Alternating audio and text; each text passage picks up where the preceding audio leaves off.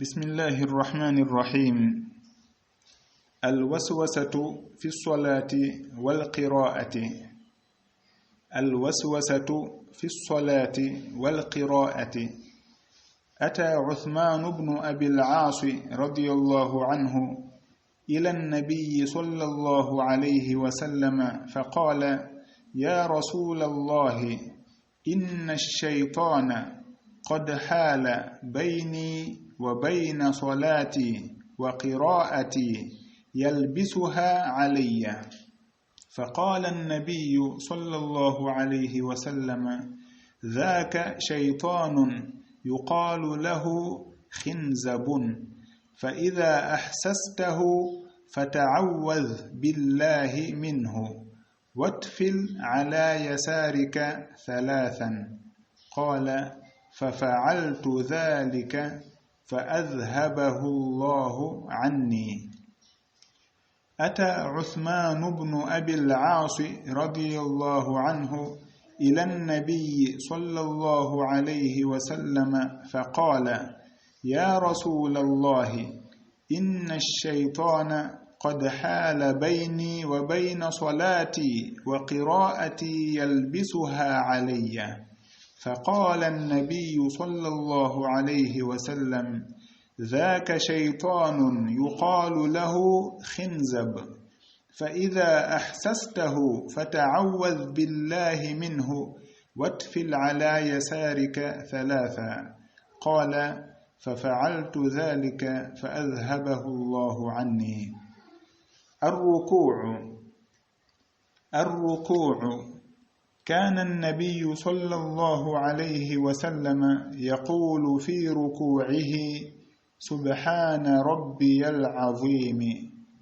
كان النبي صلى الله عليه وسلم يقول في ركوعه: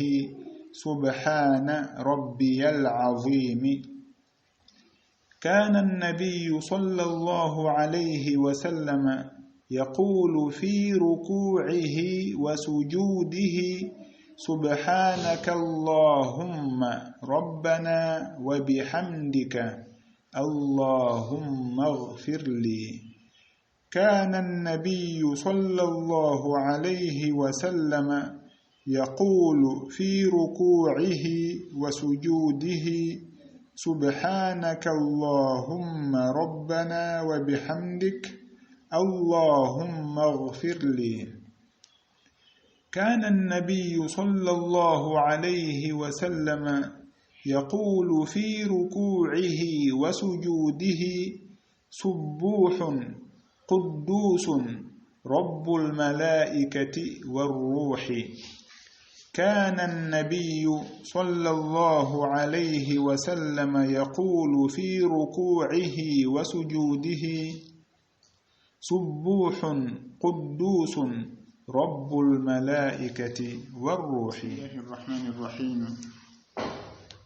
الحمد لله رب العالمين، والصلاة والسلام على رسوله المصطفى الأمين نبينا محمد وعلى آله وصحبه أجمعين. أما بعد، قال الشيخ الجامع حفظه الله وجزاه خيرا: الوسوسة في الصلاة والقراءة. أتى عثمان بن أبي العاص رضي الله عنه إلى النبي صلى الله عليه وسلم فقال: يا رسول الله، إن الشيطان قد حال بيني وبين صلاتي وقراءتي يلبسها علي. فقال النبي صلى الله عليه وسلم: ذاك شيطان يقال له خنزب، فإذا أحسسته فتعوذ بالله منه واتفل على يسارك ثلاثا. قال: ففعلت ذلك فأذهبه الله عني. الركوع. كان النبي صلى الله عليه وسلم يقول في ركوعه: سبحان ربي العظيم. كان النبي صلى الله عليه وسلم يقول في ركوعه وسجوده: سبحانك اللهم ربنا وبحمدك اللهم اغفر لي. كان النبي صلى الله عليه وسلم يقول في ركوعه وسجوده: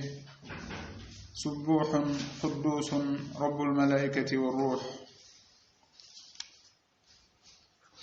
جرنوبة بن ماكي انقل دمال كسر دو الوسوسة سوون سينغول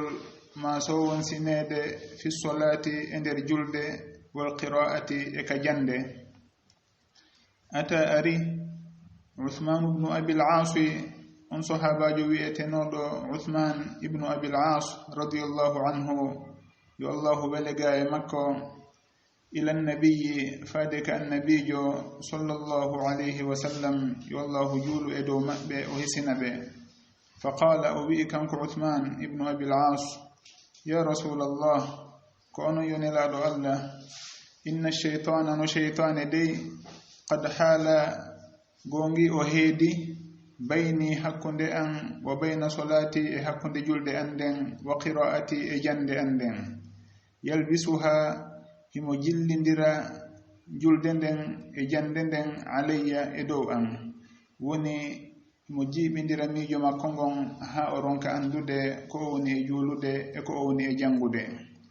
فقال النبي أماك صلى الله عليه وسلم ذاك شيطان كشيطان يقال له هنو خنزب فإذا ستوي أحسسته أسوئيم فتعوذ مولر بالله ألا منه إمكو واتفل تتا على يسارك سنغنا نمادا 3 لا وتتي. قال وبئكنك عثمان ففعلت بودي ذلك دون ونكون لا رسول الله عليه وسلم يمري مكوندو فأذهبه الله نبنمي الله اتدون دون عني غايا فأذهبه نبي الله الله ونبي دون تيجي عني غايا فأذهبه نبي دون الله عني غايا وني الله اتنمي konko wonnoɗan e jillondirande ɗon sabu on sheytane. ɓe maaki e demal hikkungal ɗongal ruku'u on ɓe fandi ko honɗum aaden on jangata si o turike ka ruku'u makko e nder julde makko nden. kana annabiyu laatinoke annabijo on woni annabijo on sallallahu alayhi wa sallam laatinoke yaqulu hiɓe wi'a fi ruku'ihi ka ruku'u maɓɓe subhana senade wodani rabbiya joma an al'azimi mawɗo on. kana annabiyo on laatinoke sallallahu alayhi wa sallam yaqulu himo wi'a fi ruku'ihi ka ruku'u makko wa sujudihi e ka sujudu makko subhanaka senade wodanima Allahumma an Allahu rabbana joma amen wa bihamdika e yettore maɗa Allahumma an Allahu ighfir li yafanolam ighfir yafo li wonandelam yafanolam. kana annabiyu sallallahu alayhi wa sallam annabijo on yo Allahu yurmemo hisinamo laatinoke yaqulu himo wi'a fi ruku'ihi ka ruku'u makko wa sujudihi e ka sujudu makko subuhun seninaɗo quddusun mawninaɗo rabbu jeyɗo almalaikati malaika ɓeɓen warruhi e ruhu on woni jibril. awa en jangi ɗi hadisaji joluɗiɗo e firo ji e majji hiɗen ara joni e fensitugol seeɗa e ko yowodiri e majji. karamokoɓe ɓen jantaninoke en ko yowodiri e laaɓal ko honɗum woni ko shar'ina fi jamtorgol Allahu e wi'ugol nde on tigi hino laɓɓintino. si on tigi kadi nani noddinowo on ko honɗum o wi'ata, si o yehi ka juulirde ko honno o natirta, ko honno o yaltirta. si on tigi fuɗɗike juulugol o inni Allahu akbar takbiratul ihram ko honɗum o jangata ɗon ko himo udditira jande makko nden adi o fuɗɗade jangude fatiha on. ɓe andinino en ɗum ɗon fof ha ɓe hewti hande e sifanagol en yoga e konko fillaga e nelaɗo sallllahu alayhi wa sallam e ko yowodiri e nder julde nden tigi ɓay noon aaden on si o naati ka nder julde cheytane aray wona e sowonsingol mo wona e andintingol mo ko yejjituno wona e miijingol mo piiji ha julde makko nden ukkondiranamo ha o mijjo ha o jiɓo o miijo ko honɗum o woni e jangude ko laawi jelu o juuli ko darde jelu o heɓi o jangi ɗum ɗo ko honɗurin o janguno ɗum ɗon on fof jiibodiranamo haray ɓay aaden on o ɗuɗata hisude e muɗum ɓe fuɗɗorani en o hadise mo ɓe filli ɗo gaye o sahabajo mawɗo wi'eteɗo Uthman ibnu Abil As radiyallahu anhu ko Uthmanu woni inde makko nden ibnu woni geɗal ɓiɗɗo Abil As ko baba en makko andirano Abul As haray o sahabajo ɗo ko mo Taif ko ka hitande jeena yaɓere o arduno kanko e yimɓe makko ɓen kaniraɗo sallllahu alayhi wa sallam fil wufudi ka pedde wonnode arde kaniraɗo sallllahu alayhi wa sallam silma naata ka l'islam on tuma o arduno e fedde makko nden ɓen yimɓe Taif niraɗo sallllahu alayhi wa sallam ardinimo e dow yimɓe makko ɓen ɓawoɓe silmude wonde kala ko kanko ɓurnoɓe fandude duuɓi kono ɓay ɓe yii ɓe tawi wondema ko kanko ɓuri hittinde ɓuri rerɗude e fi jangugol ngol e fi ɗaɓɓitugol ngol ka diina nelaɗo sallllahu alayhi wa sallam hikkinimo kadi yeeso e dow yimɓe makko ɓen ɗum ɗo hino tindina en awa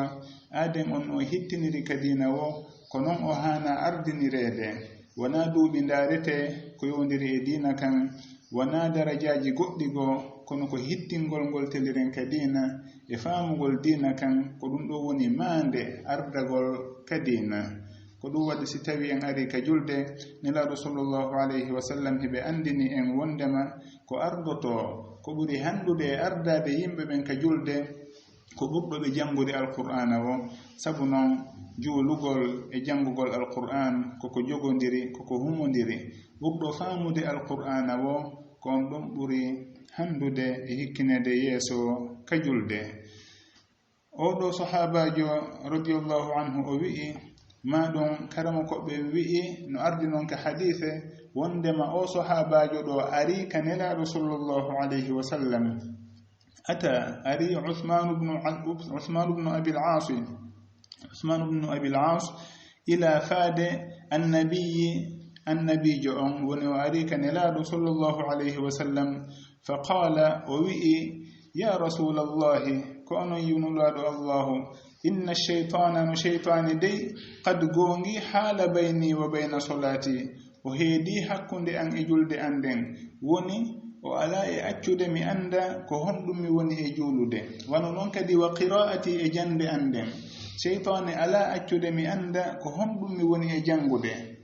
mi ala e sendidirde haray miijoji ɗin hino ɗuuɗiran mi moƴƴa ka nder julde am haa mi jiɓo mi ronka andude ko mi jokki e nder julde nden yalbisuha himo jillindira jande nden wano noon kadi julde nden alayya e dow am himo ukkindirananmi ɗum ɗon fof jillindirananmi ɗum ɗon fof nelaɗo sallllahu alayhi wa sallam makanimo dhaka on ɗon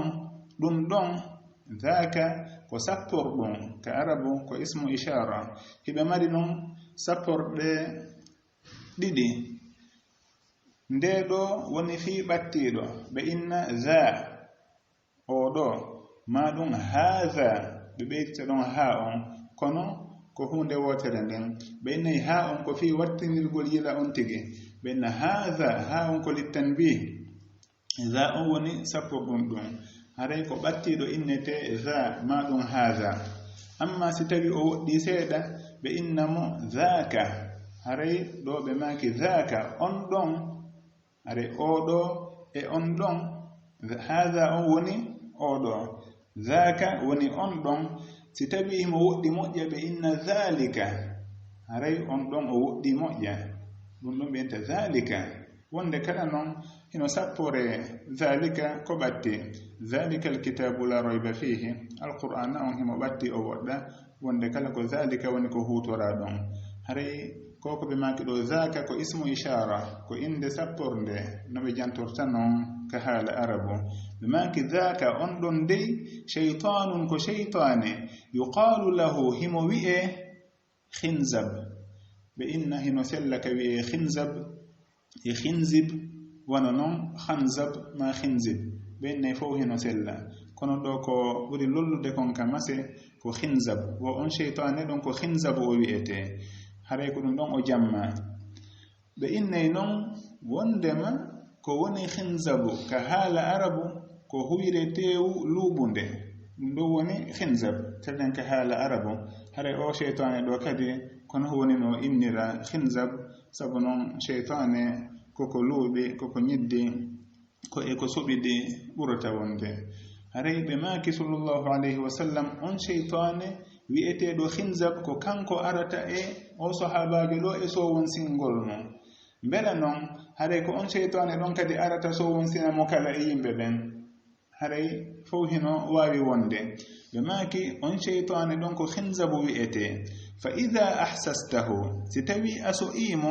aso i wondema o hewti o fuɗɗikema jillindirande muradi ɗin ka juldema honɗum waɗata fata'awwaz billahi minhu moolor allahu immorde e makko woni toroyo allahu moole e makko inna a'udhu billahi minhu maɗum a'udhu billahi min ash-shaytani rajim moolor allahu e shaytane on watfil tutta ala yasarika sengonano maɗa thalathan laawi tati woni on tigi himo juulude kono miijuuji ɗin ɓurtirimo ronki andude ko honɗum o woni e juulude jande makko nden jillondiranimo o ronki andude ko honɗum o woni e jangude on tigi o inna a'udhu billahi min ash-shaytanir rajim woni o tutta sengonano makko laawi tati tuttugol ngol na hartagol tutta kono ko wuttugol wondude e tuta hoye seeɗa si yaltori ɗum ɗo woni ko faandaɗo aray ɓe maaki won tigi uudo e cheytane o tutta sengonano makko laabi tati qala kanko uthman ibnu abi al-as radiyallahu anhu o wi'i fafa'altu mi waɗi dhalika ɗum woni ko nelaɗo sallllahu alayhi wa sallam jannimo kon o warri noon kanko kadi fa adhabahu llahu anni allahu ittanimmi konko mi wonno e so'ude ɗon e so wonsinede ka nder julde an awa ɗum ɗo ko lekki so wonsinede ka nder julde aden on yo o eto o wakkilo nde himo juula hara himo yankini miijo makko fof o wakkilo no wonira e nder julde makko nden on tigi noon yo ƴettu sababuji muɗum wona yo o udditu téléphone makko on hara téléphone on hino huɓɓi himo ka nder julde miniti kala himo habbi ɗo no gasa goɗɗo noddemo si goɗɗo noddi tun o roccinayi on ɗon haqqille makko ɗen ko kara han tabitirta ka julde makko kono si o roccini téléphone on maɗum o waɗimo e mod tawayi ɗo goɗɗo si noddi andatako nanatako ɗon haray himo andi sengo téléphone on ɓernde makko hino waali e muɗum hay hunde ɗenƴintamo ɗon ko wona noon o ƴettata defte windade o wallina yeeso makko sabu noon si deftere nden hino windi si o turike maɗum wurinka o dari ɗon himo wawi ndarude konko windi ɗon e deftere nden o janngora ɗum ɗon kadi hino hilnamo ga e julde makko nden wata on tigi daro kadi ka tawata ko photoji woni yeeso makko hara gite makko ɗen yahay e ɗin photoji ɗon hino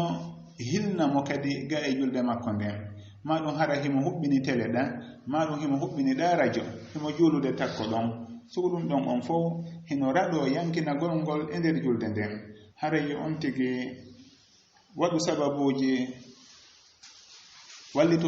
wallitotoɗimo ɗin fino o yankinora yo on tigi ƴettu sababuji ɗin o wakkilo allahu wallitomo e ko lutti kon haray ko ɗum ɗo woni ko karamakoɓe ɓen addirani en o hadise ɗo ko fi ɓanginalngol en wondema si tawi aaden on o waɗi sababuji wallitotoɗimo fino o yankinora ɗin kono wondude e muɗum cheytane woni e so wonsingol mo haray o rutto e ko nelaɗo sallllahu alayhi wa sallam janni ɗo kanko kadi o molorani allahu e bone cheytane o wudda sengonano makko laawi tati haray ko ɗum ɗo woni ko hadise on janni en ɗo aden on noon yo o wakkilo e julde makko nden no o wawi yankinorde wo o yankino e mayre sabu noon ko yeru ko o yankini wo o mari e julde makko nden yeru ko haqqille makko ɗe ñiiɓi yeru ko ɗe tabiti e nder julde nde wo ko yeru ɗum ɗon o mari e mayre qad aflaha almu'minun alladina hum fi solatihim khashi'un karamokoɓe ɓe maaki on aya ɗon himo tindina wondema haaden on o yeru ko o yankini wo o mari e julde makko nden ɓe inna koko fottana noon e muɗum aden on himo juula hara julde makko nden hino selli kono o ala baraji e mayre hay e hunde hara o heɓali e mayre sabu noon yankinare nden heɓaki julde nden noon hino selli sabu noon ko innete kon as-sihhatu woni sellugol e ko innete kon al-qabul jaɓanegol hino seedi on tigi si o waɗi ko o wi'a kon hara mo haynike mo yiyay wondema dey kono wi'ira noon o woni e warude yeru ko ɓangi kon kono nder on hara kanko on wona noon tigi woniri yankinare nden ala ton haray on tigi ko waɗi kon innete selli teliren ka ñawore fiqhu kono noon teliren ka jaɓanegol e ka baraji haray ɗum ɗon heɓaki haray ko wattangol yila moƴƴa e gon sengo ɗon so won sinegol noon hino jeeya e ko yimɓe ɓen jarriborte moƴƴa buy haray hino jarribora ɗum ɓen tigi sikkitare nden ɗuuɗa e maɓɓe ha wurin on tigi o juula o ronka andude ko darɗi jelu o juuli ko darɗi tati ka ko nayi so no wahara o sikkitoto on tigi daro mi tayyike tayyara noon ka mi tayyaki wurin woɓɓe yaha ha salmina ɓe sikkitoɓe salmini ka ɓe salminari hare ɗum ɗon on fof hino woodi piiji goo e muɗum yahay ha ɓurta si goɗɗo yeetama wondema oɗo hino jarriborira ni wurin kare han o hoolorta kono naam no woniri ko nawnare on tigi noon ko yo o rento hara udditade damal nden nawnare ɗon e makko hino fuɗɗoranamo doy on tigi o salligo ha o gayna kisam o miijito komi salligoto mbela mi anniyino awa no gasa mi anniyake joni ɓe mi yaltali taho ndiyam heno woodi yo mi anniyo joni miɗo salligade mi fillito o warra noon o udditi damal cheytane ma ɗum o yaha minuno bisimillahi ma ɗum o salliginoke o yehi ka juulirde komi yatananen hay hunde bonnananla salligi am o ko noon on tigi o miijitorta o fuɗɗo noon e lugginagol ka miijo ha ɗum ɗon wontanamo nawnare ha wattoya o salligoto o fillito o salligo o fillito wurin yaha ha wawa so tawi o loototo ɗum heno woodi ɓe fillito ga e goɗɗo kanko hari o naateno ka hurgo adi subaha on buy